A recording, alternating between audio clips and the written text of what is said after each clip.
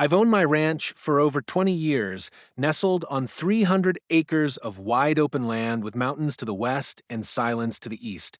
What most folks didn't know, especially the HOA from the new gated community a few miles away, is that my property holds more than cattle and corn. In the early 2000s, I leased part of the back acreage to the state for a small military airstrip. Nothing fancy, just a long reinforced concrete runway and a camouflaged maintenance hangar. It was part of a quiet National Guard training initiative.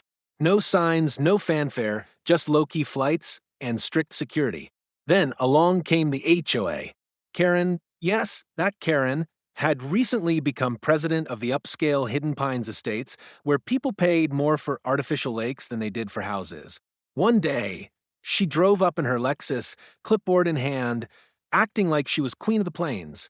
We've received multiple complaints about that unsightly concrete road cutting through our community views, she announced.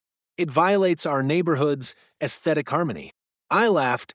Karen, that's not a road. That's an active military runway. She didn't listen. She insisted it was abandoned pavement and claimed my ranch violated their HOA regulations, even though my ranch predates their neighborhood by decades and lies completely outside their jurisdiction. A week later, I came home to the sound of jackhammers. Karen had actually hired contractors to start tearing up the runway without permission, permits, or the faintest idea what she was messing with. They had dug up about 30 feet of reinforced concrete before two blacked-out SUVs pulled up fast, tires kicking dust into the sky. Military police got out, guns holstered but hands ready. The contractors froze. Karen started blabbering about community standards and beautification projects. One officer stepped forward, holding a file. "Ma'am, you just tampered with federal property used for military operations. This is a secure zone." Her smugness melted into horror. I stood by silently as she was handcuffed for interfering with state operations, trespassing, and destruction of government property. The contractors were detained for questioning. Within 48 hours, the HOA faced a cease and desist, and Karen was slapped with a lawsuit from the state. Needless to say, Karen hasn't been back.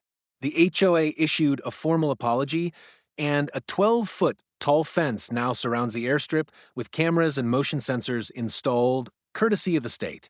As for me, I still live quietly, raising cattle and sipping coffee as military jets occasionally skim the treetops. The new sign by the gate reads, "Private Ranch, Military Zone." Trespassers will face more than just litigation.